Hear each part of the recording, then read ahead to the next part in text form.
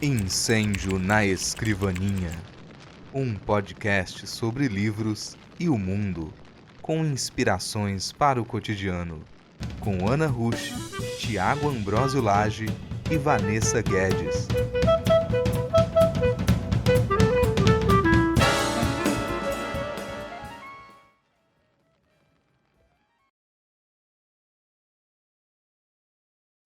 Esse podcast faz parte da iniciativa O Podcast é Delas. Saiba mais em opodcastedelas.com.br.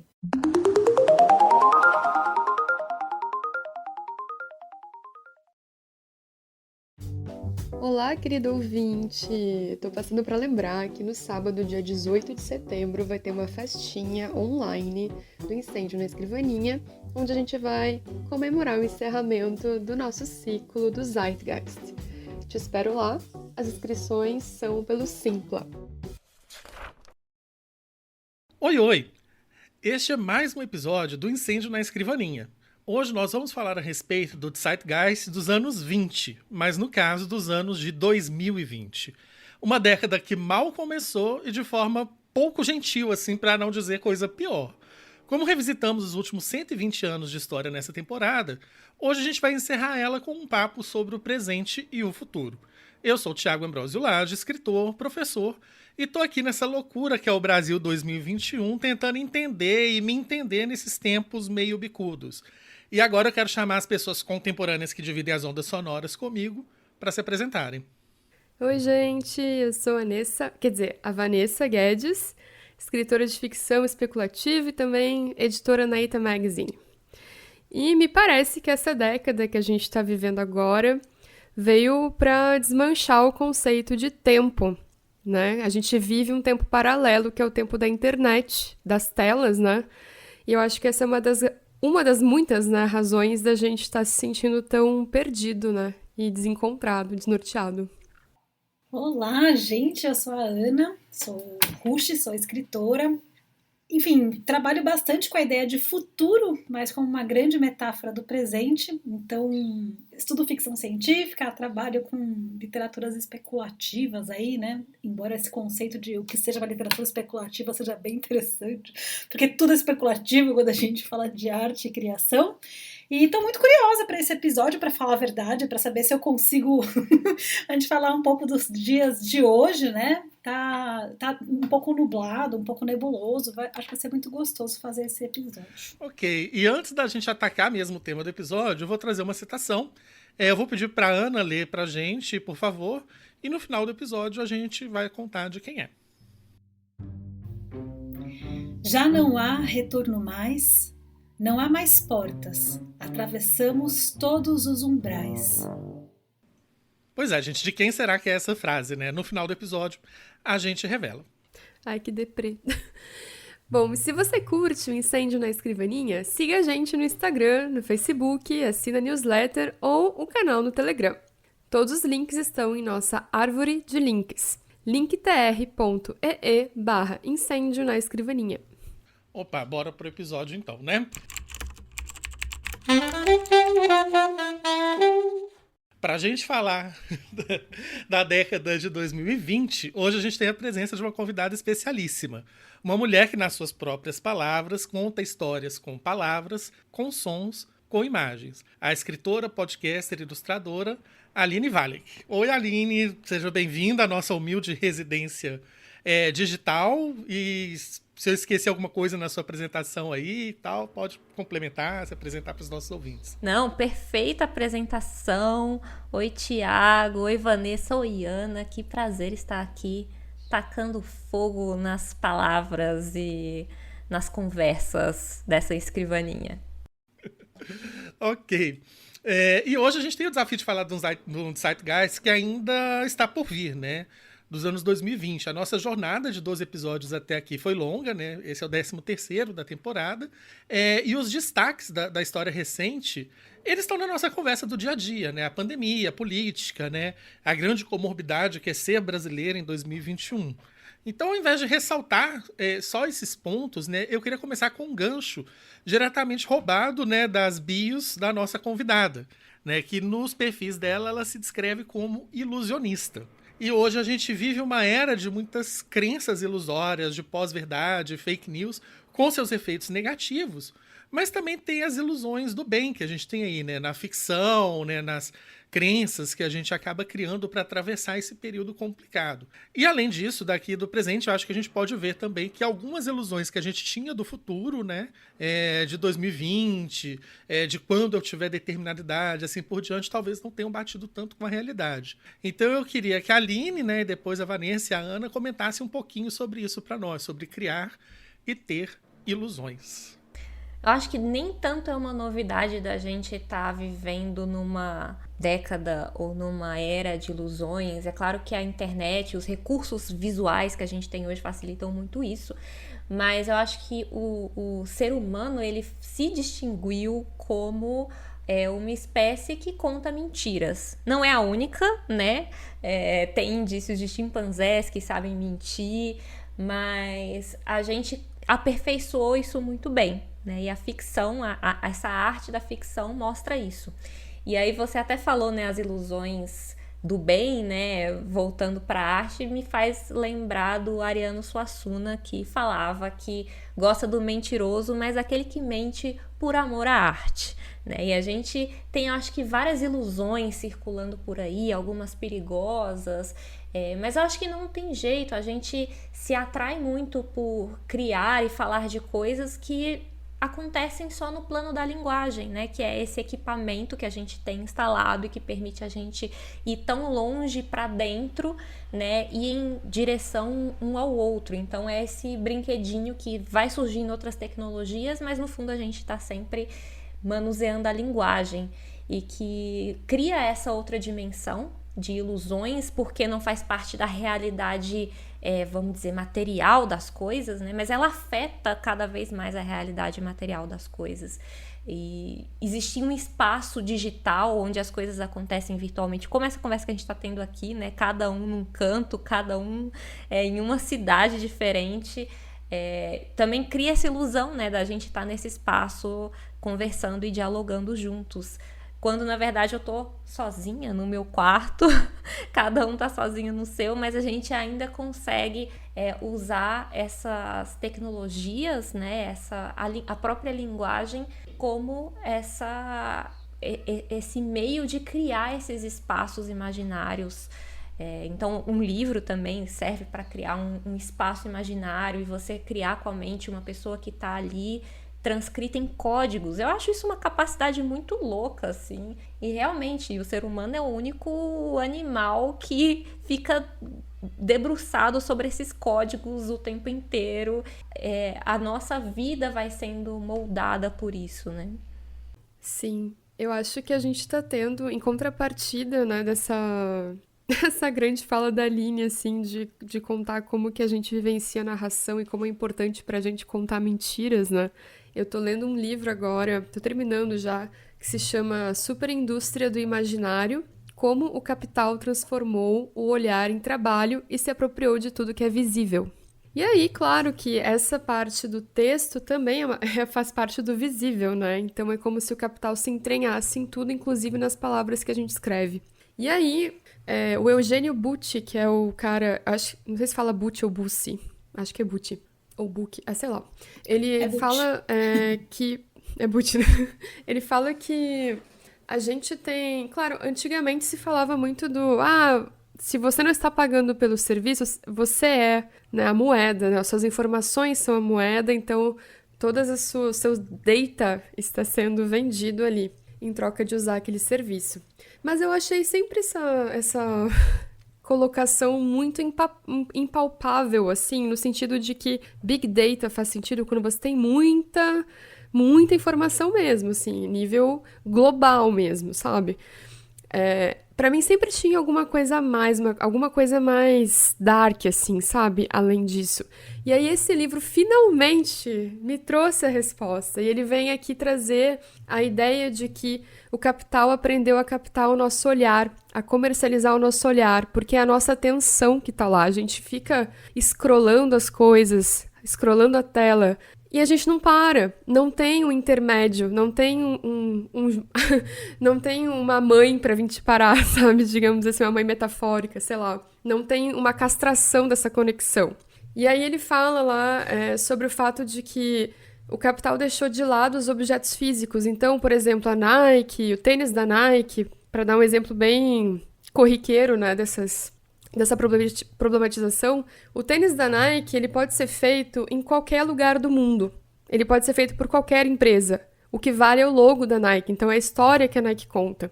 Então acho que é por isso que a gente tá muito empapuçado com essa história de narrativa, sabe? A gente tem que ter o storytelling, as marcas hoje em dia parecem pessoas, as pessoas parecem marcas, né? Então, eu acho que isso faz parte do zeitgeist que a gente está vivendo e eu acho que a gente está ainda engatinhando para encontrar soluções em como sobreviver a isso e como sair para respirar um pouco desse mar de informação que nos invade, a gente não consegue se desconectar, né?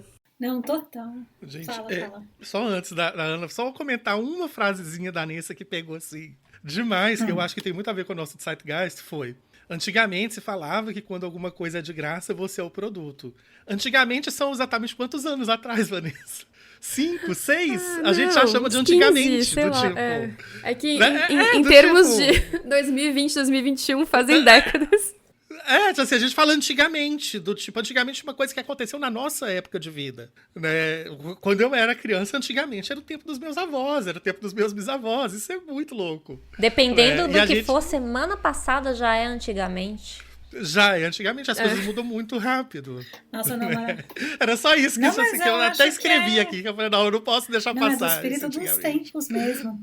Não, o que eu tinha anotado assim, gigante para responder essa primeira pergunta, é uma palavra que é super irritante e é o nosso meio de trabalho, que é a narrativa. Eu acho que essa palavra, assim, narrativa, ela encheu o saco, ninguém mais aguenta. O Big Brother tinha narrativa, a política tem, todo mundo tem narrativa. A gente, coitado da gente, escritores e escritoras que fazemos narrativas. Mas eu acho que no início do século passado, nós tínhamos as grandes metanarrativas, ou seja, as grandes explicações sobre como somos, né? Então, darwinismo, o Freud lá com a psicanálise, mesmo as teorias econômicas, né, o marxismo também, posso dar esses exemplos. Não sei exatamente grandes explicações sobre os seres humanos, mas que trazem aí uma elucidação de como as coisas funcionam de alguma forma. E o que acontece nos dias atuais, que eu acho que é muito do Zeitgeist, é que exatamente por conta das redes sociais, acho que elas ajudam nesse processo, a gente consegue formar pequenas bolhas de pessoas que têm narrativas próprias e que estão fora desse esquema das grandes narrativas que explicam a vida, enfim. E aí essas pequenas bolhas, elas permitem com que você imagine uma coisa completamente descabida e acredite nisso, que é o mecanismo clássico de atuação das fake news, né?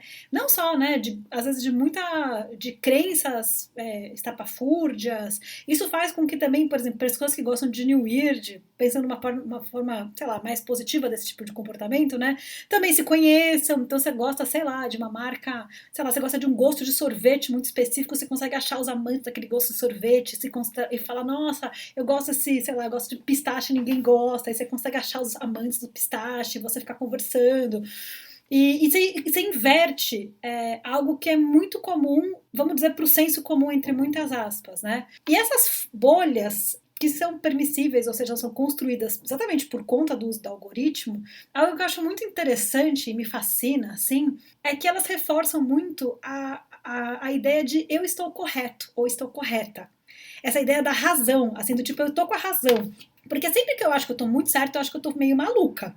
Sempre me confio, eu falo, não, Ana, você tá se achando muito certa, então você deve estar com algum ponto que você não tá conseguindo, alguma coisa te escapou na análise. Porque toda vez que você fica muito correta, né? E os discursos fundamentalistas, em geral, eles são calcados em torno dessas grandes razões, essas grandes certezas. E tem coisa que, tudo bem, você pode falar, nossa, não, isso é muito errado, sei lá, algum tipo de genocídio, é uma coisa muito errada. Mas toda vez que a gente adota um pequeno argumento sobre uma coisa que a gente tem muita razão, principalmente pequenas coisas, tipo, igual discutir, sei lá, o sabor do pistache, sabe? Sobre o pistache, alguma coisa assim que é muito... Nem sei porque eu peguei isso, gente. Bolacha biscoito.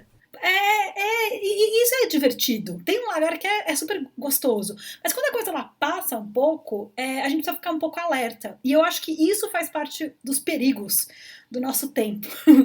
Porque as pessoas, às vezes, elas escalam muito rápido uma argumentação com base em certezas, que você fala, mas o que as pessoas estão falando? E as redes sociais permitem isso, né? Não só a rede social, mas como grupos de WhatsApp, grupos de Telegram. Eu gosto muito de falar dos grupos porque eles reforçam esse sentimento de estou certo, estou correto. E aí, toda essa discussão de narrativa é uma discussão de disputar poder, né? Porque você fala que o sorvete de pistache é o melhor do mundo e a gente tem que acabar com os outros sorvetes, que é um absurdo existir outros sorvetes, aí já começa a ficar complicado, né? Mas é muito rápido essa passagem.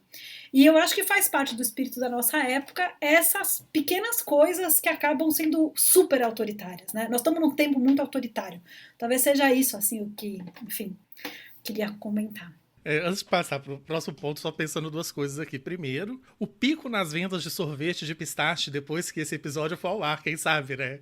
Se tiver alguma marca de sorvete aí a fim de patrocinar... Então não tem nenhuma posição sobre o pistache. Você é neutra em relação ao pistache. Que deve ser um tem absurdo. opinião. Gente, eu tenho uma amiga que ela é neutra com biscoito e bolacha. Do tipo, ela fala, não, gente, eu uso os dois, eu nem penso nisso. Eu falo, não é possível. Eu também. Não é possível, do tipo... Eu não me importo, não. Ai, gente... Deve ser coisa de gente do Sul, porque ela é... Não, imagina, o pessoal do Sul sempre Paraná. defende bolacha. Sempre. Eu não tô nem aí. Ai, enfim...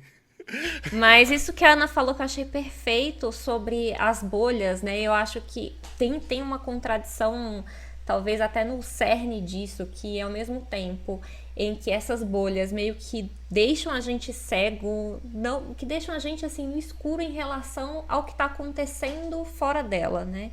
E a gente passa a ter justamente essa ideia que a gente está certo, que o nosso ponto de vista é predominante, e ao mesmo tempo a gente tem contato, assim, acho que a escala da possibilidade de chegar às pessoas e de ver outros pontos de vista, na verdade deixou a gente cada vez mais isolado dentro da nossa própria visão, né? Tudo que a gente está vendo é o topo do topo do topo do topo do topo do iceberg. A gente nunca está vendo a informação por completo. Então a gente tende, acho que aí, amarrando com a ilusão, essa ilusão que a gente tem a respeito da nossa própria imagem em relação às nossas próprias opiniões, que está completamente fora de escala, como se a gente estivesse naquelas salas de espelho distorcido, assim, dos circos antigos.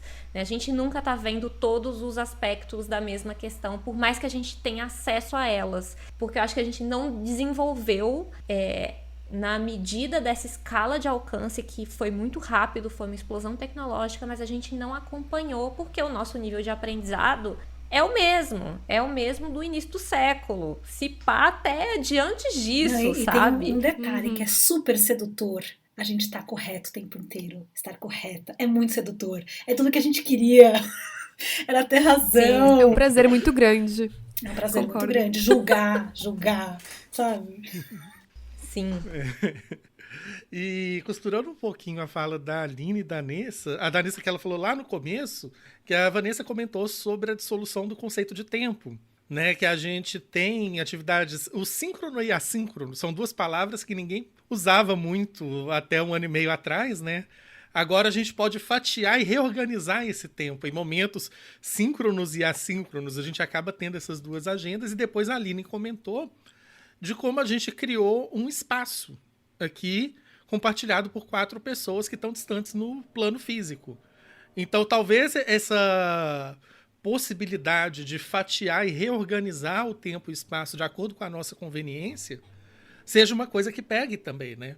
Porque o assíncrono, aí eu sou muito da autoilusão, porque eu acho que eu vivo muita autodesilusão com as coisas, né? E o assíncrono, ele cria muito a autoilusão que eu vou dar conta, né? E que depois eu vou assistir. Não, você não vai assistir depois, né? Porque a sua mente, a sua capacidade, ela é limitada, né? Você não... Eu tenho uma pasta que eu vou salvando as coisas para ver depois, eu sei que eu nunca vou voltar lá. O que tá na pasta significa que eu gostei, mas não o suficiente para parar o que eu tava fazendo para ver aquilo. Tiago, eu arrisco a dizer que autoconhecimento nunca foi tão importante como agora, no sentido bem individualista mesmo do ser, assim, de se conhecer como o seu cérebro funciona e como que você opera. O que é horrível ao mesmo tempo, porque normalmente esse tipo de discurso, esse tipo de pensamento tá muito voltado para a produtividade, né? É triste. O autoconhecimento a gente consegue fazer sozinho, sem ter outros para espelharem partes de nós que a gente não consegue ver. É difícil, né, passar por esse processo completamente sozinho desse ponto de vista liberalista, né, do indivíduo no centro de tudo, a narrativa desse indivíduo, quanto que ele importa, para você ter mais valor, né, com essa narrativa. Então, o autoconhecimento vem desse, assim, esse discurso vem muito desse lugar também, né, de a gente se autoconhecer para a gente ver que papel que a gente está desempenhando, mas a gente não consegue se ver sozinho, né? A gente precisa de alguém para espelhar outras partes da gente. Isso. É porque qualquer percepção, ela vai se basear em contraste, né? Se você não tiver como contrastar, você não vai ver.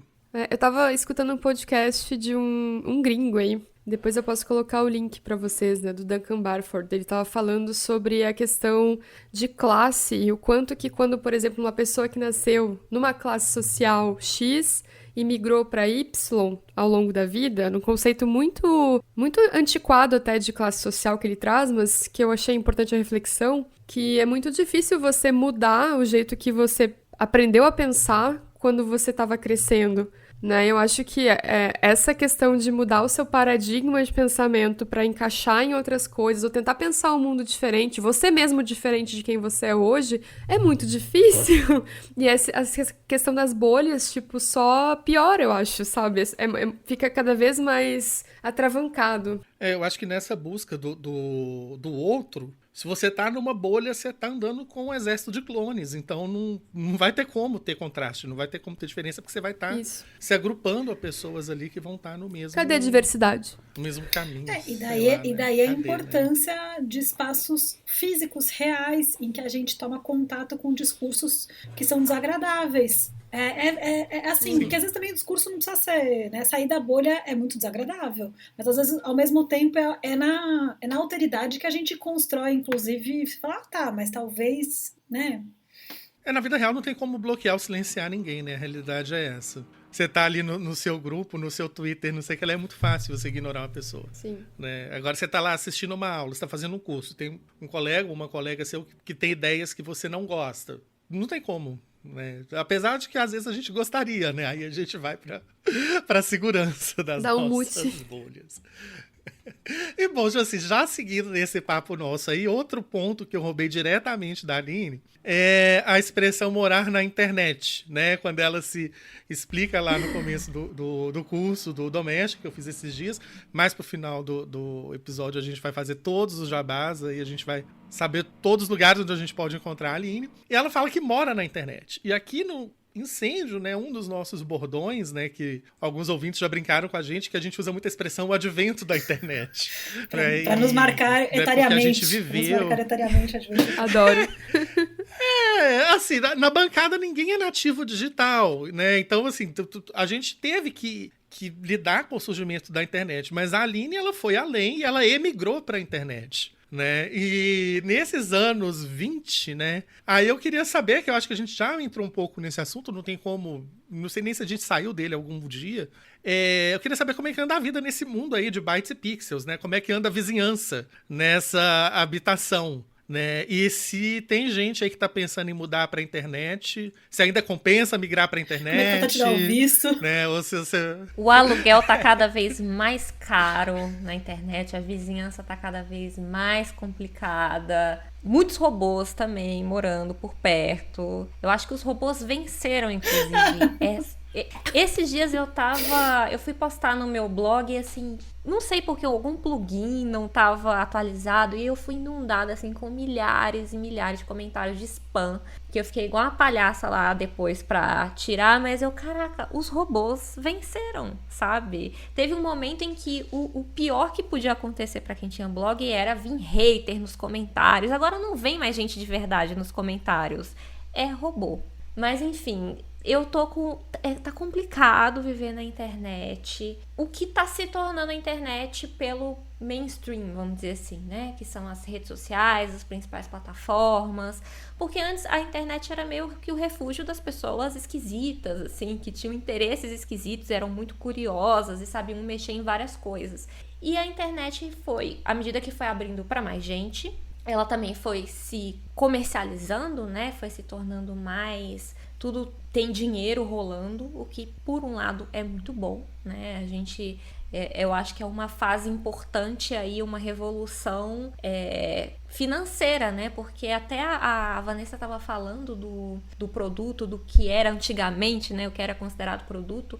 Pensar em Big Data, né? De, tipo, grandes volumes de informação hoje é o petróleo. Por mais que o petróleo continue sendo petróleo e movimente muito dinheiro, você pensa nas maiores empresas, nas mais valiosas, elas são empresas digitais, né? É o Google, é o Facebook, e que assim, muda o rumo de eleições, interfere na democracia. Então, é um poder gigantesco que a gente está presenciando, é um verdadeiro império que a gente está vivendo. Pode ser que não permaneça dessa forma, né? Pode ser que alguma coisa aconteça e mude depois esse paradigma, né?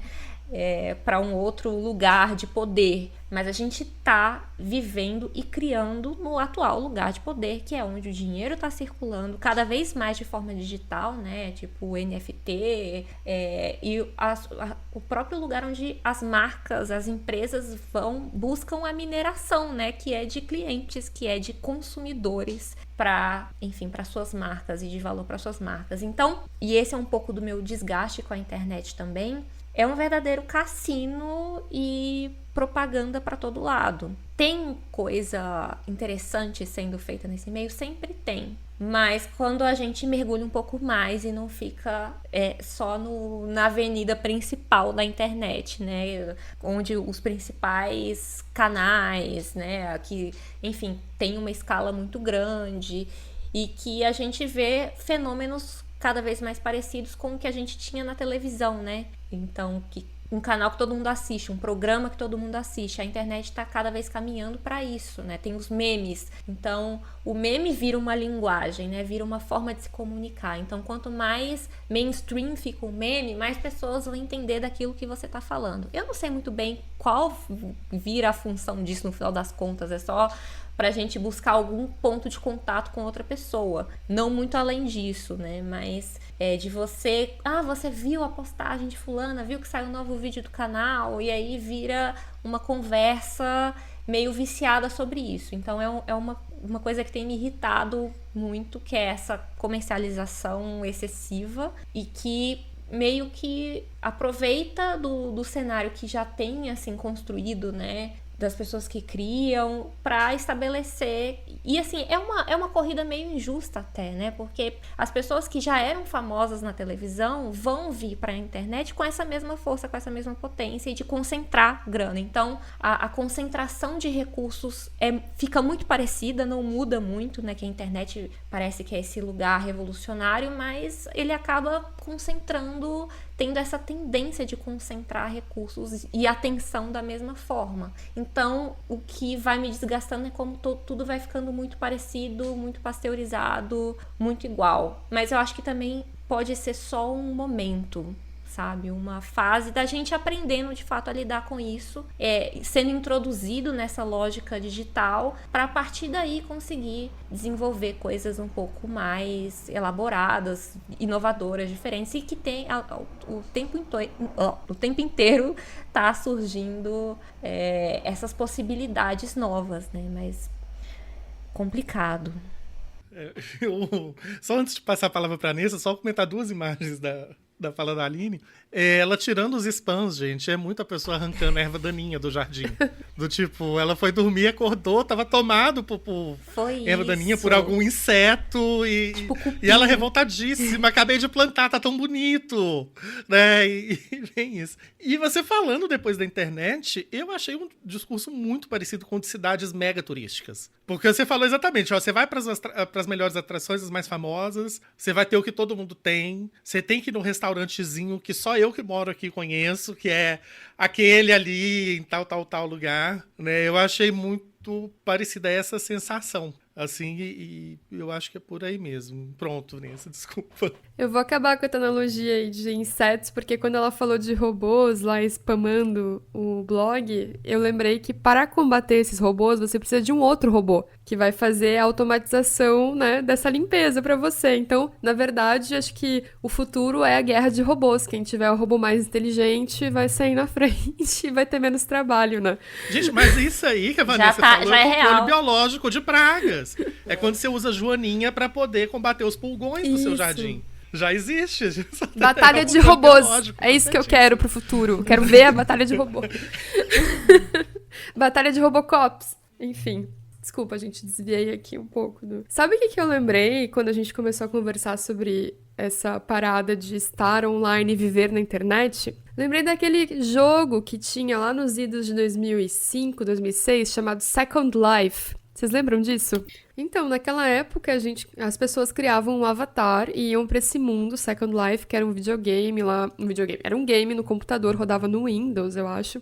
E você tinha realmente um mundo pra você construir coisas e conhecer pessoas. E as pessoas tinham avatares que eram meio híbridos com animais, às vezes. Tinha uma comunidade BDSM super ativa, porque os avatares podiam fazer sexo, ou podiam fazer outras coisas também, né? Porque não é só de sexo que vive o BDSM. E tinha também a questão das comunidades que a gente tem hoje na internet, né? Tinha clubinho disso, clubinho daquilo, as pessoas trocavam ideia, recitavam poesia, faziam música. Era realmente uma réplica de um mundo alternativo. E a gente achava que viver uma Second Life seria assim, e a gente acreditava que a vida da internet era uma Second Life. Não era a nossa vida de verdade. Inclusive, lá no início de tudo, a gente não colocava o nosso nome no e-mail, a gente colocava, sei lá, Gatinha do Surf. Na minha época era Kika Potter o meu nick. Depois virou o nome de um personagem de RPG, depois virou Lynx, depois, sei lá. Mas não era meu nome, eu só fui usar meu nome quando eu já tinha uns 20 anos, sabe? Nossa, eu tô revelando os nicks aqui, as pessoas vão me googlar agora. Coitado. Coitado de mim. Mas o que acontece hoje é que a gente existe de fato. Tipo, o nosso nome civil está lá, né? Estamos como profissionais, estamos como espectadores. E esses dias tinha um amigo meu que é psicólogo me reclamando, falando assim, eu não consigo mais paciente, porque eu não tô no Instagram como psicólogo, né? Eu não tenho lá Joãozinho Psi, né, no Instagram. E as pessoas precisam disso pra ter uma prova de que ele é um profissional. Elas não estão procurando o CRM dele, elas estão procurando o Insta dele. E isso acontece, na minha opinião, porque a gente tem esse negócio, essa privatização do olhar, da atenção, tá fazendo com que o que a gente vive hoje na internet seja a realidade, não o que a gente vive na vida palpável, concreta, né? Então, inclusive, para que a vida concreta seja real pra gente, ela precisa estar na internet. Então, é uma coisa muito cruel, né? Porque é como se o capitalismo tivesse monopolizado o que a gente atribui de sentido pras coisas, né? Pra imagem. Porque, por exemplo, se você pega, sei lá, uma imagem qualquer, imagem de um alfinete, né? O que é um alfinete? Uma foto de um alfinete? É nada, até que alguém olhe pra isso e veja que é uma foto de alfinete. E atribua sentido, o que isso representa, pra que isso serve, né? Então, acho que é isso que acontece com o Instagram, com o YouTube, etc. A gente tá atribuindo sentido o tempo inteiro pras coisas. E é por isso que a gente tem esse sentimento de que elas só existem se elas estiverem lá. E, voltando lá para aquela frase que eu falei lá em cima, que eu falei do tempo, nem lembro exatamente o que eu falei, mas quando eu falo que o tempo, ele é um tempo alternativo, agora que todo mundo vive ao mesmo tempo, é porque é isso, eu tô aqui agora na Suécia, são quase 8 da noite, né? No Brasil deve ser quase 3 da tarde, e a gente tá aqui vivendo um tempo em conjunto. Não importa que hora é no lugar que vocês estão. Vocês podiam estar em Singapura, em outro fuso horário, e a gente tá vivendo essa sincronia aqui. E é assim que a gente vive a tela, quando a gente tá olhando pra tela. É por isso que as pessoas têm FOMO, né? O Fear of Missing Out. É porque elas não estão vivendo o tempo que a gente acha que é o tempo real. Então, eu acho que esse é o grande struggle, né? A grande tortura de sermos habitantes do planeta em 2020, na década de 20. Nossa, eu vou pegar agora a gente vai auto-escarpado. Porque essas grandes ficções que a gente compartilha, elas não são aceitas de forma rápida, embora eu acho que essa que a gente está vivendo, ela em 2 décadas está implantada. Mas se a gente voltar lá para a invenção da propriedade privada, e a gente pode ver isso muito bem na Utopia do Thomas More. Por que o Thomas More escreveu a Utopia? Porque ele não conseguia conceber que você fazia uma cerquinha e você inventava que aquele negócio era seu. Ele falava, gente, como assim? A terra é de todo mundo. Porque ele é o primeiro dos comunistas, né? A gente fica brincando, né? Porque ele era tipo um pároco lá, o cara super religioso. Ele falava, gente, como assim? Que aquilo ali é para aquelas ovelhas. Daí que ele fala aquela frase famosa, né? Que as ovelhas estão comendo os homens e tal. E porque essas grandes ficções, e o direito, gente, pensando aí no direito, o direito é uma grande ficção. A gente inventa umas regras e elas... Tem eu adoro a primeira ficção do direito, né? Você não precisa conhecer o direito para essa regra valer no seu corpo, né? Então basta você estar naquele espaço que tem aquele ordenamento jurídico, que você vai sim ter que cumprir aquela regra que você às vezes nem conhece, né? Isso é uma coisa muito louca. E a propriedade privada, quando começaram a inventar a propriedade privada, era uma coisa muito... Como assim? Como assim agora a cerquinha vai fazer com que essa terra não seja comum, ou seja, não seja de todas as pessoas? E essa é uma ficção, assim, muito louca. E a internet, do jeito que a gente conhece hoje, eu acho que é muito boa a metáfora com a cidade, e tem um projeto que eu acompanhei durante... Ele é antigo, né? Talvez a Vanessa conheça, mas foi tocado pela Natália Viana, que ela é uma cicloativista, que viajou para vários países do mundo com a seguinte pergunta: como é que eu faço para uma cidade ser feita para pessoas? Porque as cidades, elas não são feitas para pessoas, elas são feitas, é quase um instrumento de tortura para muitas pessoas que moram nas cidades. Em termos de deslocamento, em termos de falta de áreas verdes, em termos de que não tem acessibilidade para várias pessoas que residem na cidade. Então, como é que a gente faz para uma cidade ser feita para pessoas? E a Natália fez esse projeto que era lindíssimo, em que ela viajava para várias cidades, entrevistava vários urbanistas, pessoas que trabalham com a questão de moradia e com várias outras questões que envolvem a cidade, que são milhares, e ela ia tendo esse bate-papo, né? E talvez, acho que hoje a nossa pergunta é: como é que eu faço para ter uma internet feita para pessoas? Que é isso, né? Como é que eu faço para que isso me traga saúde mental? Que tem uma relação muito direta de usar a internet e eu perder a minha saúde mental. E em vários livros desses malucos que eu leio, a pergunta sempre é: será que a internet, do jeito que a gente conhece hoje, aliás, a rede social, do jeito que a gente conhece hoje, com esses scrolls infinitos, eles não vão ser tipo o cigarro daqui a pouco, que a gente vai ter proibições, que isso está comprovado que faz mal pra gente? Por que isso está largado? Né? A gente viu que, enfim, tem vários países desses super autoritários que estão proibindo as pessoas de acessarem muito tempo. Porque dá muito dinheiro, né? E não, isso induz você a ter depressão, é um fato. E aí você fala assim, tá, eu sei disso, é um fato, mas como é que eu faço para isso voltar a ser algo que, enfim, que acolhia pessoas esquisitas e que a gente conseguia ter conexões de verdade, né? Então eu acho que talvez a batalha aí, pensando um pouco o que a gente tem que fazer no futuro, em termos de rede social, internet, como é que a gente faz uma internet que não seja tóxica?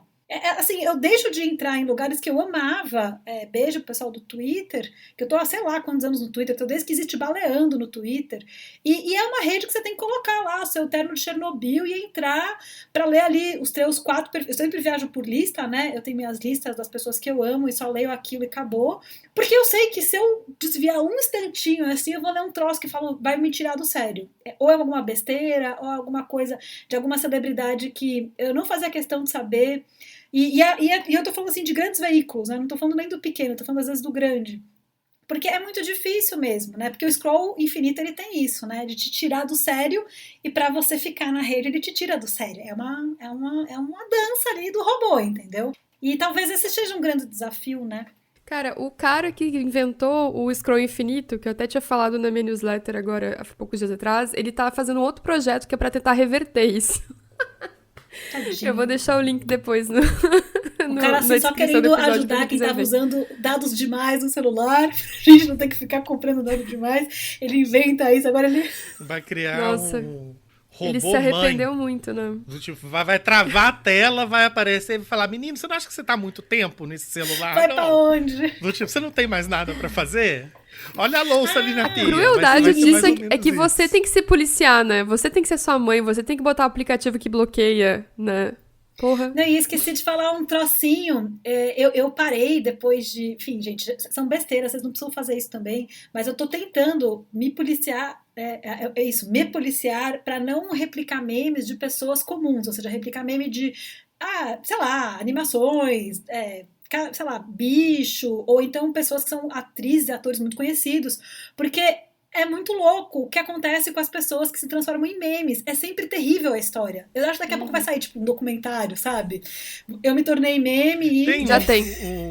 Tem, uma série tem. de podcasts do Chico Felitti. Pronto. Tem sim. Ah, é? Eu vi uma em inglês, How It Became a Meme, alguma coisa assim, que é um vídeo entrevistando pessoas de memes super famosos, assim. Aí tem um que eu vi, que é um meme de uma garota, assim, com muita raiva, assim, como meio que explicando, e a outra, assim, com um olhar estático, ouvindo. São duas pessoas que nem se conheciam, e viraram memes porque colocou a foto de uma do lado da outra. E essa menina que tava super aborrecida, explicando alguma coisa que virou meme, tipo, essa sou eu falando de uma coisa que eu gosto muito, sabe?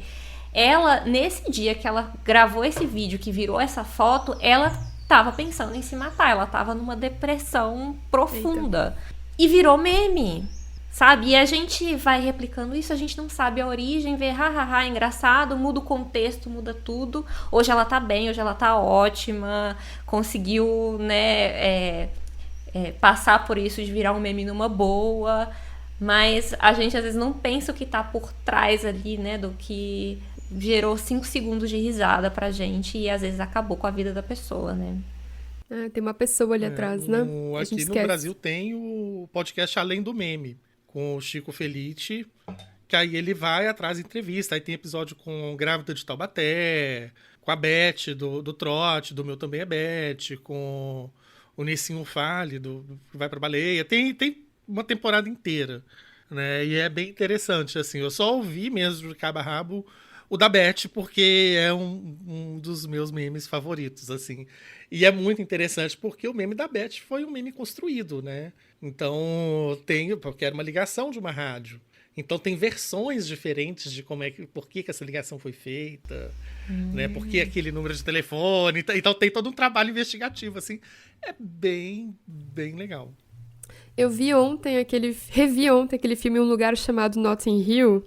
Tem a protagonista do filme, que é a... Esqueci o nome. Julia Roberts. Obrigada, Ana. Ela faz o papel de uma atriz famosa e tal, é perseguida, paparazzi, não sei o quê, vai viver um romance com um mero normie lá em Londres. E aí tem essa questão de estarem sempre perseguindo ela e qualquer coisa que ela faz é pública, né? E eu fiquei lá divagando, né? Tipo, cara, é a profissão dela, ela sabia que isso ia acontecer, ela é uma atriz super famosa e tal. Hoje em dia você não precisa escolher. Você é escolhido. Pode acontecer a qualquer momento, sabe? Você virar um meme, alguma coisa assim, e todo mundo te reconhecer na rua e a sua vida virar uma piada, sabe? Enfim. Divago. Ou você conseguir monetizar isso de alguma forma, né? Fazer bastante propaganda e aproveitar você é obrigado isso. Ainda. Às vezes é uma oportunidade. Uma amiga me indicou um curta-metragem sobre isso. Eu coloquei na minha newsletter, agora a gente tá muito chique, cheio das newsletters, né? Mas assim, eu coloquei na primeira edição da minha, mas eu vou colocar o link na descrição do episódio, que é um curta de 16 minutos, o Demônia. E é exatamente em cima disso, de uma situação que vira um meme e as etapas, né? Porque é em 3 atos. Então cada ato vai mostrando um grau. E esse negócio do meme, uma coisa que a Aline comentou, né? Essa coisa da pessoa ter a vida abalada, destruída, que a Ana falou, que a Nessa também. Para mim tem um ponto muito importante, porque a internet não esquece. Assim, até crime prescreve. Isso era um ponto... Até assassinato prescreve. Mas isso era um ponto muito discutido no direito há muitos anos atrás. O direito ao esquecimento. E até se conseguia ganhar, por exemplo... vamos supor... Que é um caso, por exemplo, dos casos que eu também trabalhei um tempo atrás. Então, uma mulher foi acusada, enfim, de ser... pedófila pela concorrente. E aí saiu num jornal. Era um jornal em inglês, isso foi replicado em vários portais de notícia e em vários buscadores. E aí toda a nossa odisseia enquanto advogada, dessa mulher que teve a vida destroçada por conta dessa... É uma fake news. Não só contra o jornal, que no caso era de um país que tinha leis super difíceis de você fazer uma erratinha ali para a imprensa, né? Então era um país muito difícil de fazer isso, mas era a gente queria só limpar o Google, sabe assim, você desse o Google no nome dela, só saísse uma reportagem, não saísse aquela e era um pouco isso, só que agora eu não sei como é que isso é feito, né?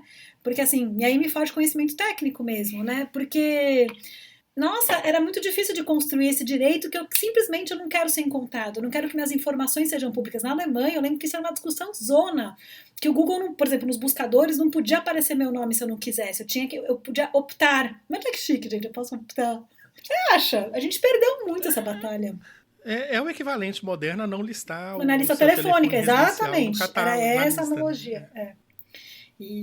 Eu já joguei um jogo de RPG que você tinha uma vantagem, né? Era uma coisa que você pagava pontos para ter, que chamava zerado, que era exatamente você não aparecer nos sistemas de busca, mas aí incluía governamentais também, né? Porque já é uma sociedade cyberpunk com todas essas camadas. Mas eu falei que crime prescreve, né, Ana? Pelo amor de Deus. Tem alguns que são... Não. Eu falei assim, um amigo mandou falar isso do tipo, até assassinato prescreve.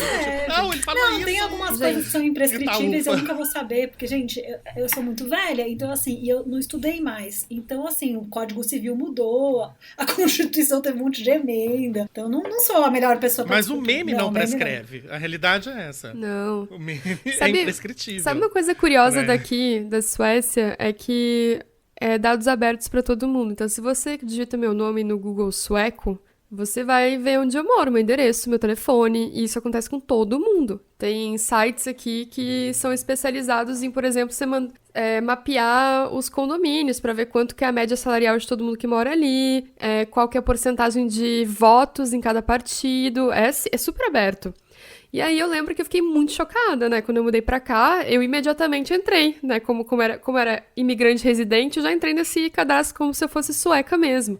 Você só consegue tirar os seus dados se você for pessoalmente até um lugar lá e fazer uma requisição, é todo um negócio. E que claramente fica no sistema, requisitou. Sim. Não, e assim, a sua data do aniversário é aberta. Então, assim, nos sites, normalmente tem um botãozinho que fala assim... Quando tem o nome de uma pessoa, você botou o nome da pessoa no Google, aí levou pra esse site, e você sabe a idade, endereço, tudo, né? Aí tem um botãozinho do lado que é o Ads, que daí fala assim, send flowers. Tipo, mande flores pra essa pessoa no aniversário delas. E você pode contratar o serviço. Mas o que me deixou muito mais curiosa é que quando eu comecei a fazer amigos aqui, isso lá faz 6 anos atrás, né? A gente trocava o Instagram, né? Sei lá, o Facebook, Instagram... E as pessoas, quando entravam no meu Instagram, ficavam chocadas que o meu Instagram era aberto. Porque aqui o padrão é todos os Instagrams são bloqueados, né? Só se você pedir pra seguir. E as pessoas ficavam muito chocadas que o meu Instagram era aberto. E eu ficava assim, mas amor, se eu botar o seu telefone, o seu nome no Google, eu sei quanto que você ganha, sabe, de salário. Se for 2 cliques, sabe? E as pessoas não entendiam por que eu ficava chocada com isso e não com o Instagram. Então, pra eles têm uma noção de privado muito diferente da nossa. Tipo, privado pra eles é a vida do dia a dia, né? São as fotos com o meu cachorro, né? As fotos com o meu namorado, sei lá. E os dados pessoais, não. Esses pertencem ao público. Muito curioso, né? Todo mundo com a cara chocada agora na tela. O ouvinte não está ouvindo, mas eu estou vendo. Não, eu fiquei pensando como é que isso confronta com o nosso super brasileiro. Se eu não postar, não aconteceu. Total. Do tipo... Total. Se ninguém der like na minha foto lá na cachoeira, é como se eu nem tivesse ido, né? As pessoas me perguntavam assim, mas qual é o problema de ter o seu endereço com o seu nome na internet? Qual é o problema? Eu assim, meu Deus, mas e se uma pessoa quiser me matar, se eu tiver um stalker? E as pessoas ficavam assim, nossa, eu nunca pensei nisso. Filha está na Suécia. Mas isso diz um pouco da confiança, né? Eu acho que é uma coisa que está muito abalada no momento. Até a pandemia revelou essa desconfiança do outro, assim, né? E eu acho que culturalmente isso é muito diferente, porque talvez no Brasil a gente não confie muito uns nos outros e nem nas instituições. A gente se vê sozinho mesmo. E talvez aí a diferença do Instagram aberto é que a gente consegue, de alguma forma, controlar o que a gente está mostrando, né? E já os dados, a gente talvez por essa falta de confiança nas instituições, quem tem os meus dados, ou nas pessoas, quem tiver meus dados vai querer fazer o quê com eles? A gente pensa em golpe, né? A gente pensa, quer meu telefone pra quê? Pra ficar me vendendo coisa depois, né? Pra tirar alguma vantagem de mim. E enquanto a gente talvez tenha a ilusão de que a gente controle um pouco mais o que a gente posta da nossa vida nas redes. E você sabe uma curiosidade bem interessante, pelo menos com os estadunidenses com que eu tive contato, sei lá, passei um tempo em Nova York, eles adoram editar o passado, no sentido que tudo que eles podem tirar do ar a respeito deles, eles tiram. Que é um pouco, vamos dizer, um combate a esse... É clamar o direito ao esquecimento. Então, por exemplo, pessoas assim, deletam, sei lá, o histórico do Twitter por muitos anos, a maioria das fotos do Instagram que não são relevantes para aquela narrativa daquela pessoa, daquele momento, eles ocultam, né? Então acho que isso até acho que uma coisa muito saudável também, né? Do tipo, não, aquilo era eu naquele momento, mas... É que as pessoas não tiram foto tomando vacina. Eu comecei a fazer isso no Instagram. Eu acho que é uma coisa bem... Eu entrei no aplicativo, ele deleta todos os meus tweets com mais de 7 dias. Porque, gente, o Twitter é cronológico. É efêmero, o que eu postei, né? gente, se não impactou em 2 horas, é como se eu nunca e tivesse a gente postado. não é uma autoridade pública que tá legislando sobre a vida de outras pessoas e que tá fazendo impacto. Nossa, não, ainda mais meus tweets, né? Do tipo, gente, fui almoçar, a comida tava péssima. Né? Na minha cabeça, eu uso meu Twitter como se fosse 2010 ainda. É álibi, isso é álibi. Né? Mas é álibi na internet, do tipo, um dia alguém vai fulano postou foto na praia, eu abri o celular e falei aqui, ó, eu posso postar no meu Instagram agora como se eu tivesse na Grécia. É só mudar lá a configuração, escolher o lugar e pronto, né?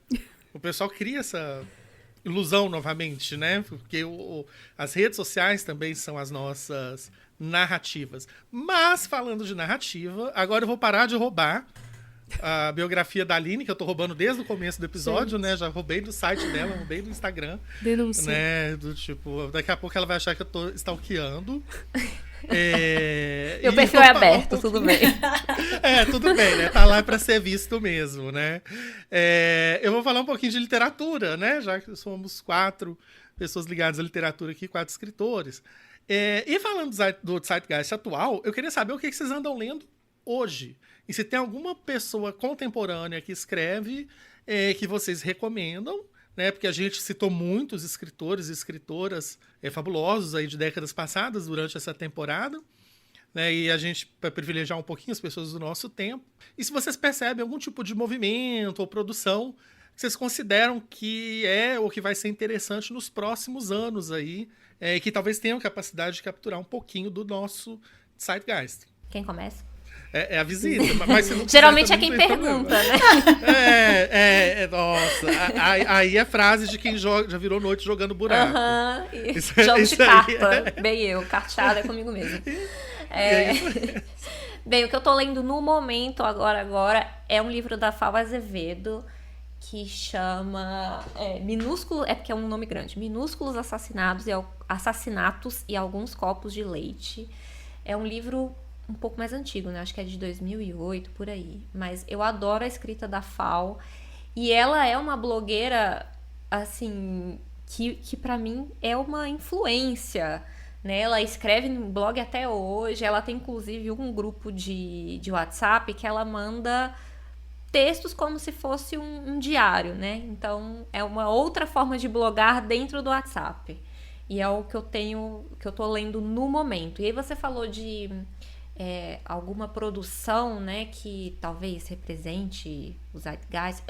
Isso é muito difícil, né, olhar para uma produção, mas eu acho interessante olhar sempre, isso já tem umas boas décadas, mas sempre para o que a cena de quadrinhos está produzindo, porque eu acho que é uma das cenas mais inovadoras, isso já tem décadas. Só se a gente pensar que a Marvel hoje é um império de comunicação, movimenta negócios bilionários, é mainstream, construiu já se solidificou assim uma mitologia na cultura pop. Surgiu da onde? De gibizinho, sabe? De papel que custava centavo. Aí outro exemplo, tipo Maurício de Souza, que é algo gigantesco, sabe? Que surgiu dos quadrinhos também. Então, consegue, eu acho que, prever coisas que vão virar filmes, que vão virar adaptações, que vão entrar nas conversas principais das pessoas, mas principalmente pelo modo de produção, né? Como o quadrinho é sempre muito tirado de tempo, é muito mais difícil viabilizar. Se literatura já é difícil, né? Imagina quadrinhos que, assim, nem o meio editorial leva tão a sério, sabe? Quanto leva a literatura.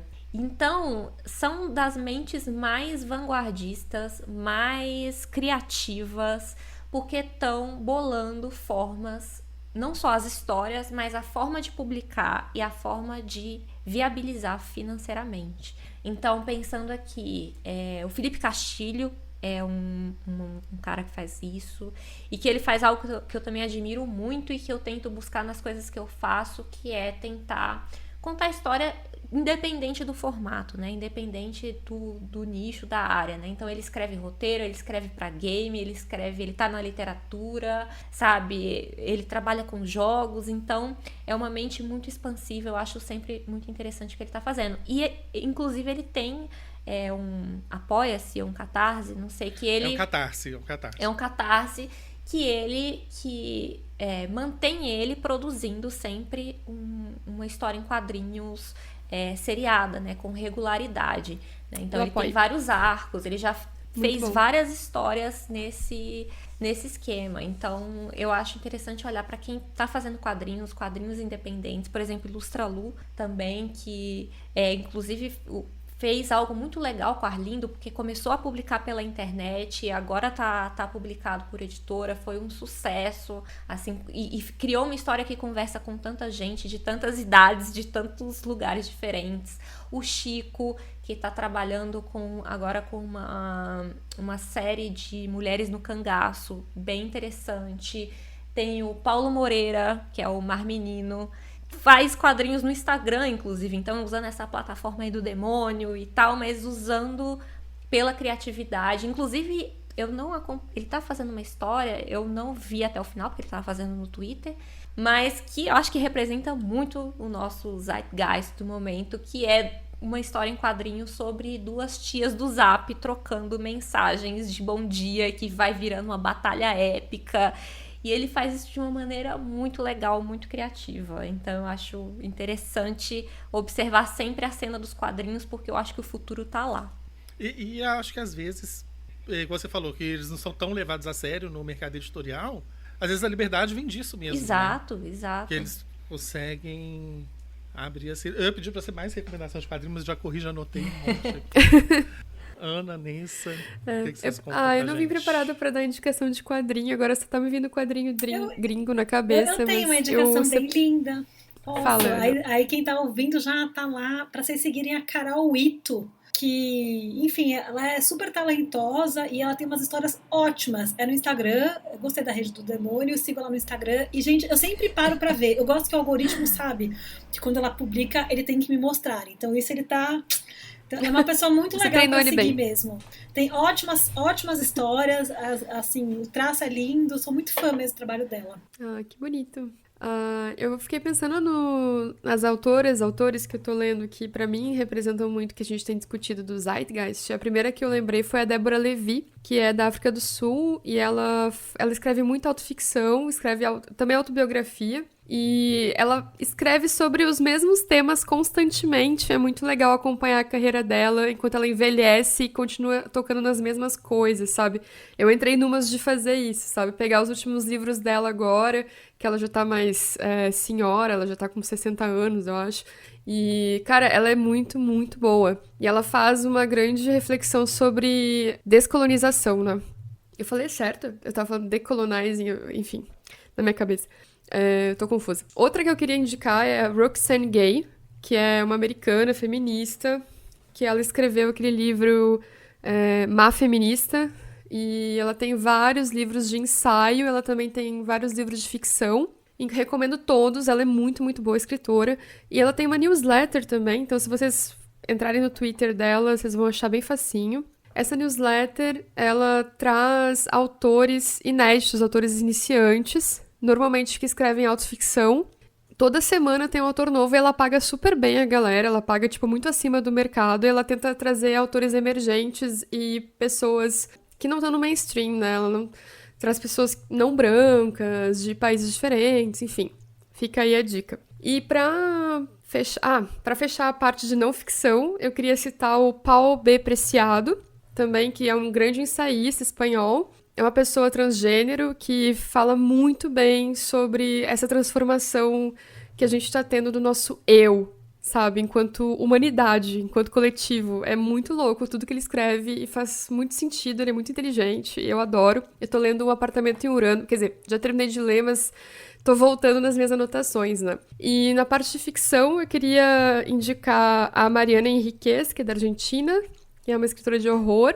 E também, quem mais que eu ia falar aqui, que eu já me esqueci? Eu não anotei. A Ana Paula Maia, do Brasil. E também tem uma outra do Brasil que eu andei lendo recentemente, a Aline Valek, não sei se vocês já ouviram falar.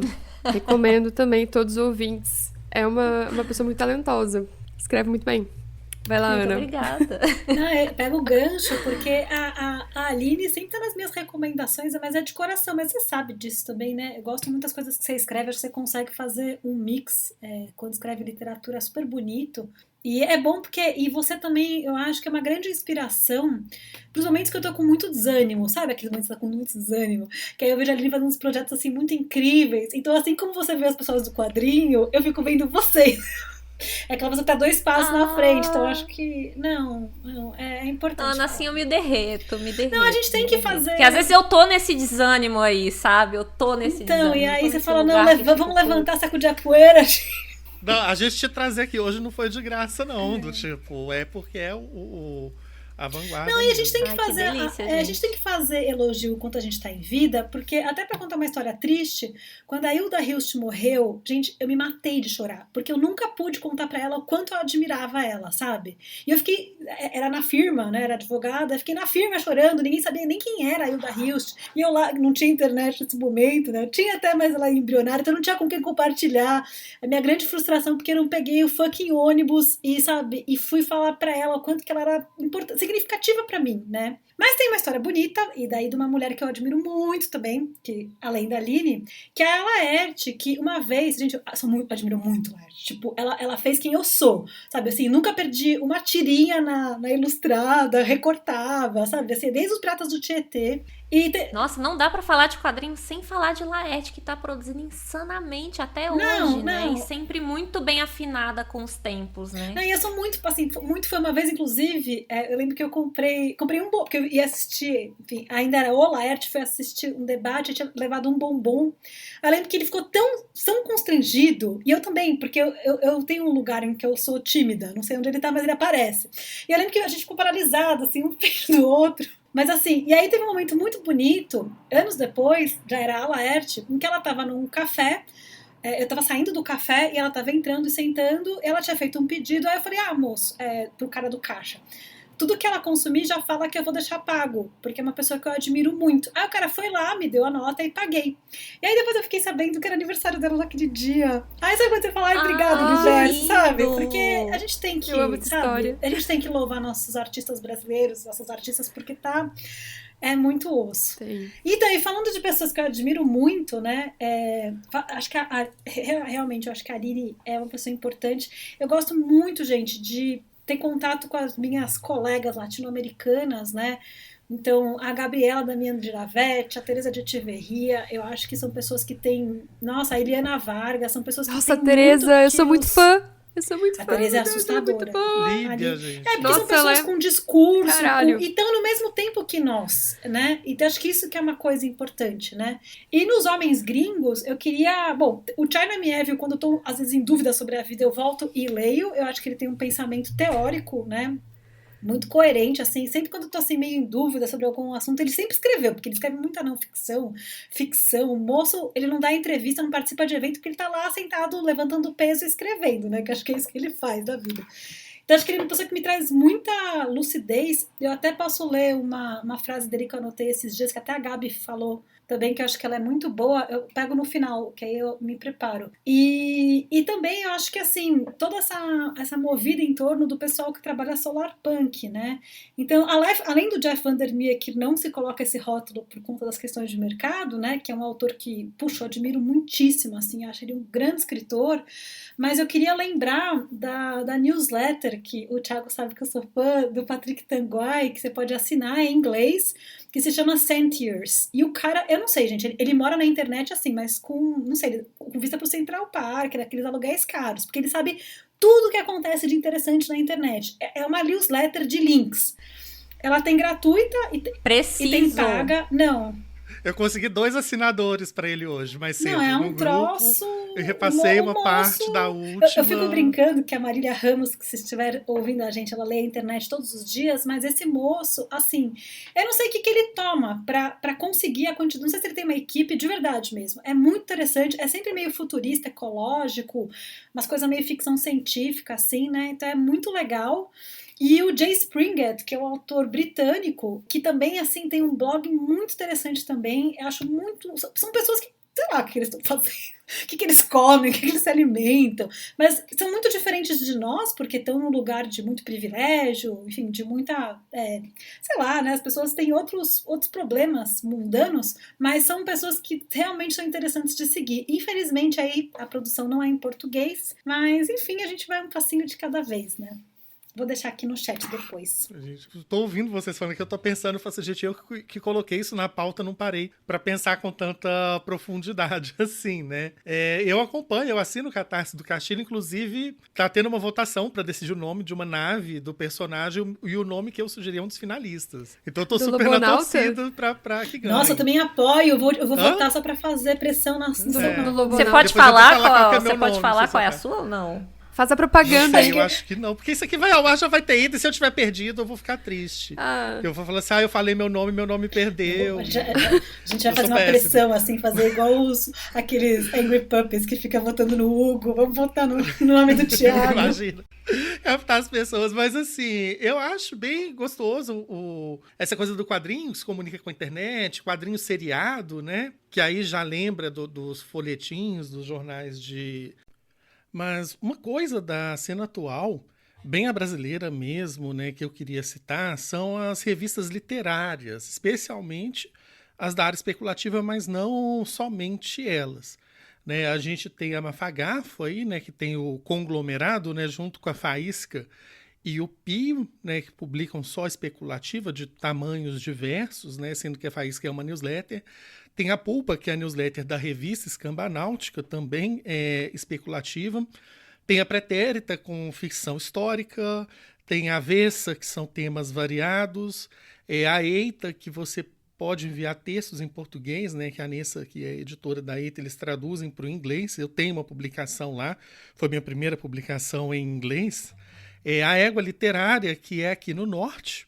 Né? Ela é capitaneada aí pelo Gabriel de Macapá. Tem a Trasgo, que está em ato também, mas tem dezenas de contos que já foram publicados. A gente tem também a Perpétua e a Prosérpina, né, que às vezes a gente confunde um pouco o nome das duas. A gente tem a Taverna, eu estou na última edição da Taverna também, não posso deixar de citar. A Suprasuma, que é uma novidade aí, que é uma revista que está sendo tocada por uma grande editora. Né? Então, assim, eu fiz essa lista aqui rapidamente, com algumas coisas que eu lembrava.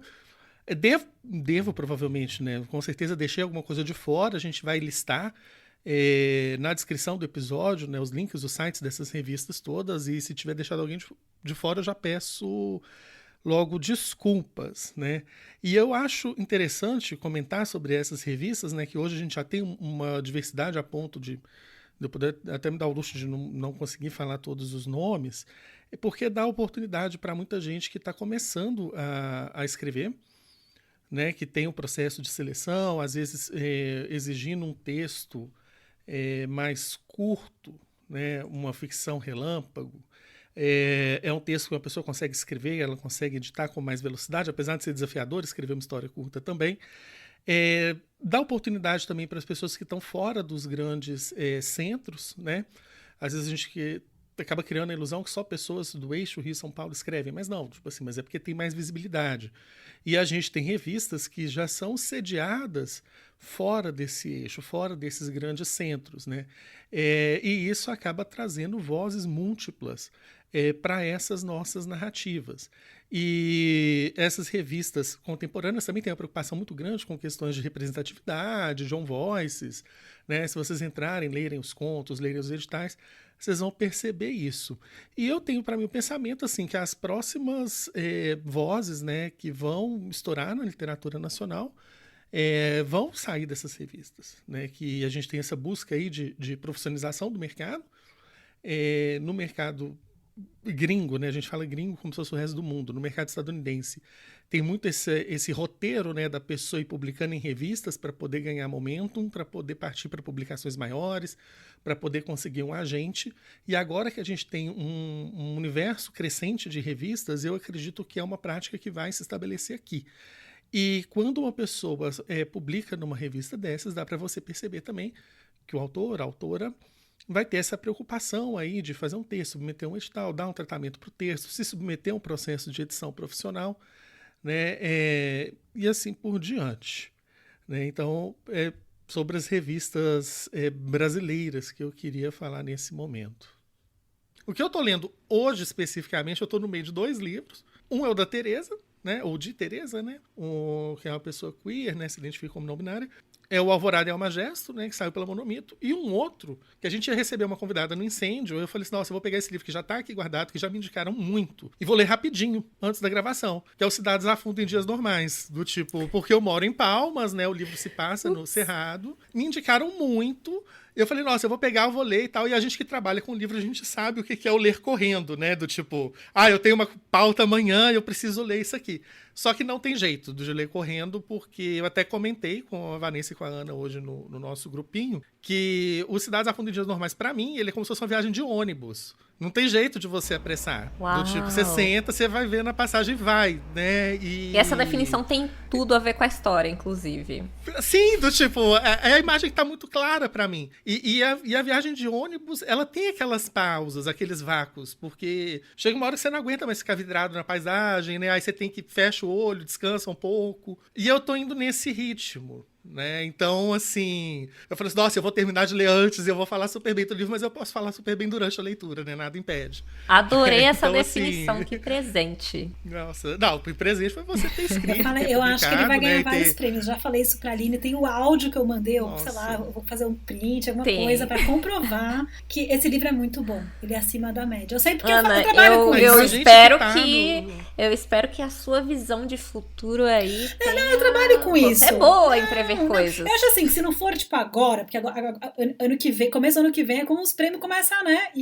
Mas eu acho que ele tem muito futuro, assim, porque, nossa, é muito bom. É muito bom. Assim, se você que está ouvindo a gente, ouvinte, quer tirar uma coisa pra você fazer, eu acho que Cidades Afundam em Dias Normais é um presente mesmo. Muito bonito. Ai, gente, pra obrigada. quem é dessas bandas de cá, de Goiás, Tocantins, do tipo, é a gente que tá ali. É o nosso sol, é o nosso vento, é a nossa chuva. Então, isso pra gente é muito especial, né? Quando a gente se confronta. Tanto que a outra pessoa que leu, que eu vi que morreu de elogiar, ela é daqui de Palmas também, né? Que a gente tá num clube de leitura juntos e tal. Nem era o livro do clube, mas eu vi ela falando, né? Então eu acho que de contemporâneo, assim, necessitaram um monte de gente aí. Eu acho até difícil acrescentar muitos nomes. A gente vai colocar bastante link nesse episódio. Eu achando que a gente ia ter pouca coisa pra colocar, porque era dos dias de hoje, né? Que a gente ia falar mais de outros assuntos. Ingênuo. Mas vai estar tudo lá na descrição do episódio. Gente, eu acho que é isso, né? Acho que a gente acaba deixando um monte de coisa de fora, mas o Zeitgeist dos anos 2020 é isso mesmo, né? A gente conformar que a gente não dá conta de tudo, porque a gente é limitado, né? A gente tá com esse cérebro de Homo sapiens aí, pandêmico, né? E o mundo traz coisa demais. Então, para a gente poder caminhar aí pro fechamento do episódio, eu vou pedir para Ana reler a citação que abriu o episódio. E depois eu vou pedir para Vanessa ler as alternativas, mas hoje o jogo da citação tem um twist. A citação pertence a um musical. Vamos lá. Já não há retorno mais, não há mais portas, atravessamos todos os umbrais. Qual desses musicais Essa citação pertence: letra A, Os Miseráveis. Letra B, Rent. Letra C, O Fantasma da Ópera. Ou letra D, Wicked. Que pena que a Clarice Lispector nunca escreveu um musical, né? Senão a gente podia colocar, né? Claro. Mas qual dos Gente, acho que musicais você vocês vai acham? Eu chuto a D. Eu não sei qual é, mas eu chuto que é a D. Wicked. Eu vou chutar Os Wicked. Miseráveis. Eu posso cantar e dar a solução, e dar o, né?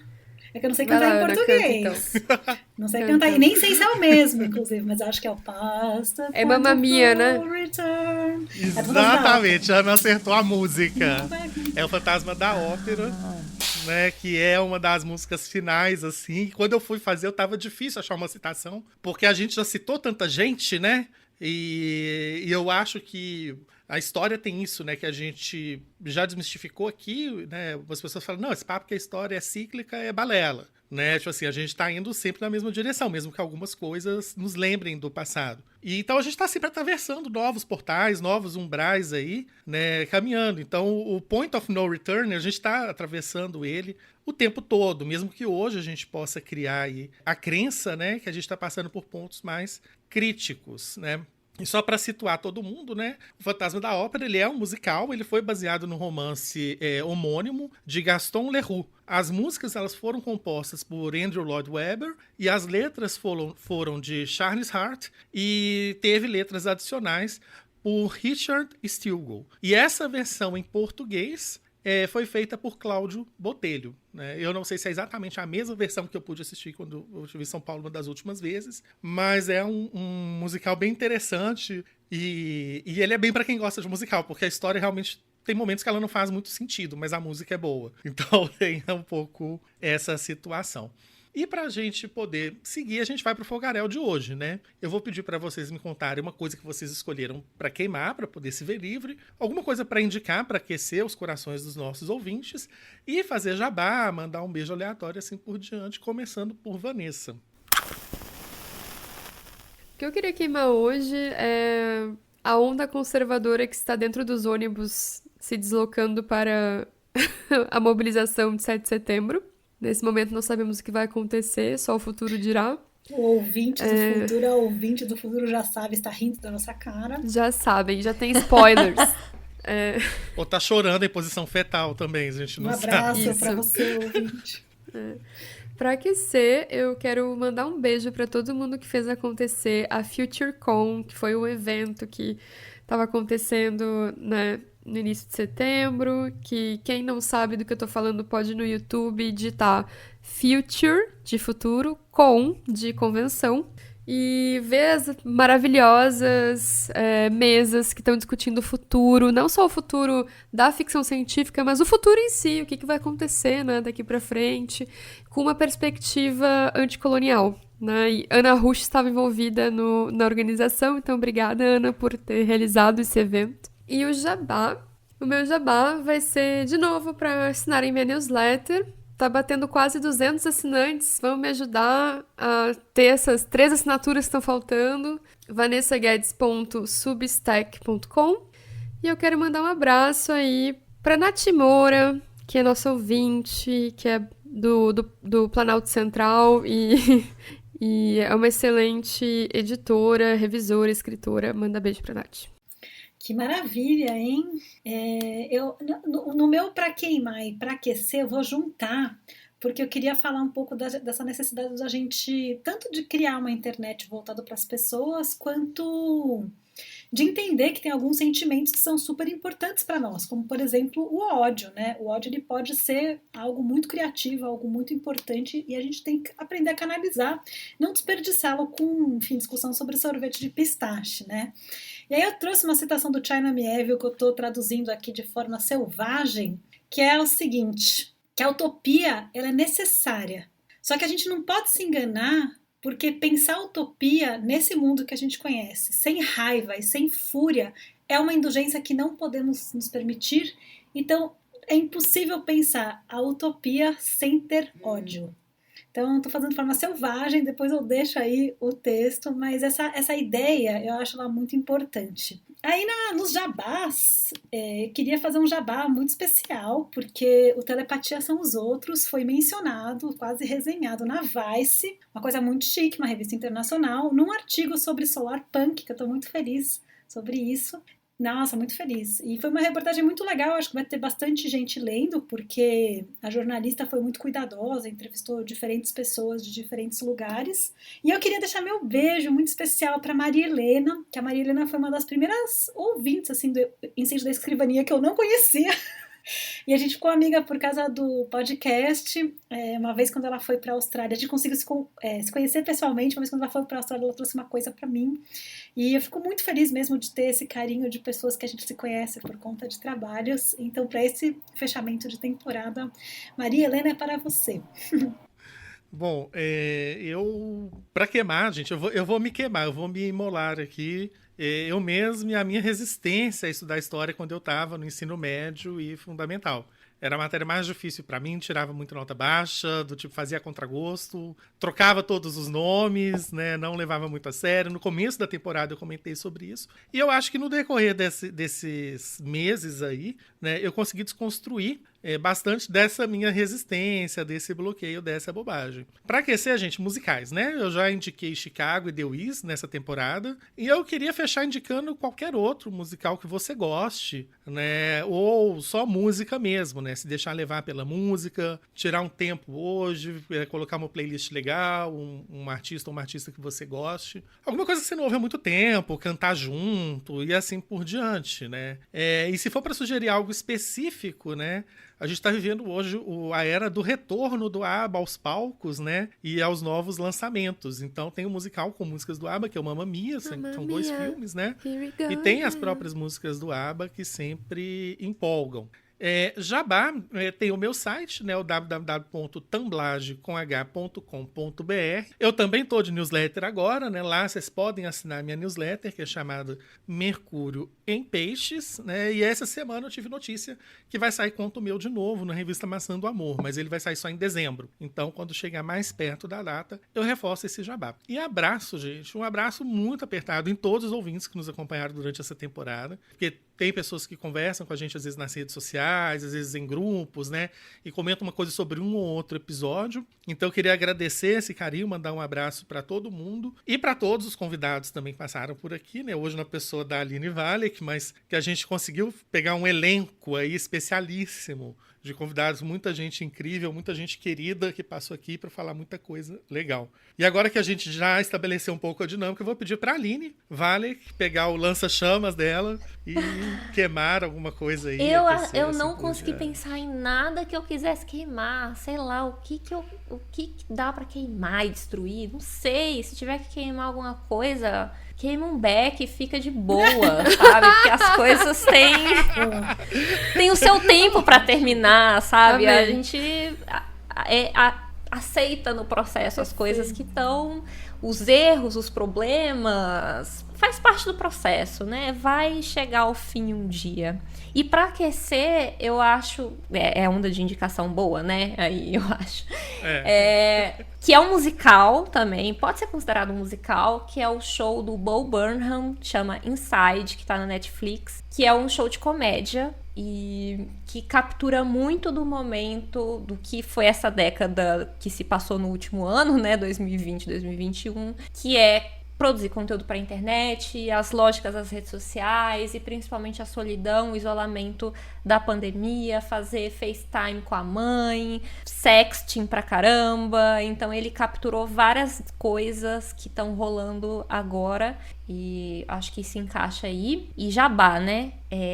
Vou indicar 2 coisas, que é o curso que você já falou, o curso da Doméstica, que é técnicas para transformar ideias em textos, e que eu compartilho alguns dos meus métodos que me ajudaram assim nesses últimos anos, entre erros e acertos e experimentando várias coisas, o que me manteve escrevendo, né? E o ponto central do curso, que é totalmente online, você assiste no seu tempo, é justamente criar uma rotina de escrita, né? Seja escrevendo em caderno, seja escrevendo em newsletter, qual for o seu processo, é olhar para ele. E também falar do meu último lançamento, que é o e-book Neuroses a Varejo, que é uma coleção de 4 contos bem doidos e que está disponível nas bancas do seu Bezos, ou seja, na loja Amazon, para você ler no seu Kindle.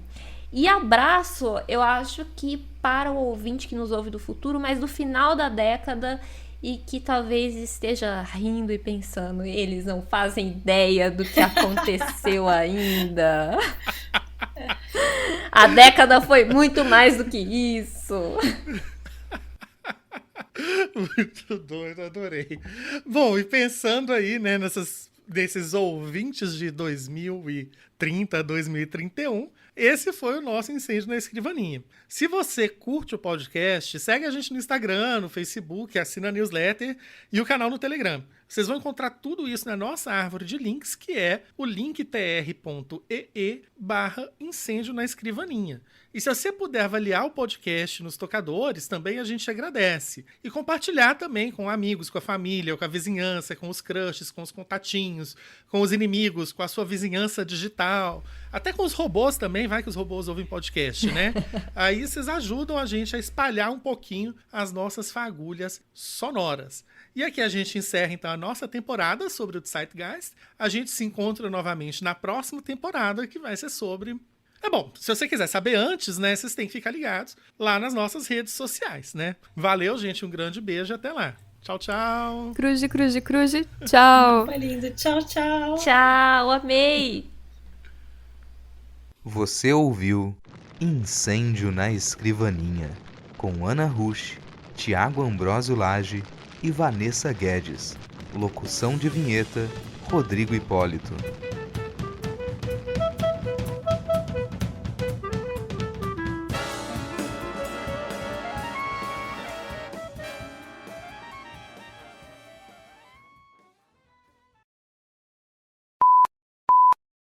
Você ouviu um programa participante da rede Podcast é Delas, uma iniciativa que fornece toda a infraestrutura necessária para mulheres hospedarem e publicarem os seus podcasts. Para fazer parte, entre em contato conosco através do site opodcastadelas.com.br ou através das nossas redes sociais, como @opodcastadelas.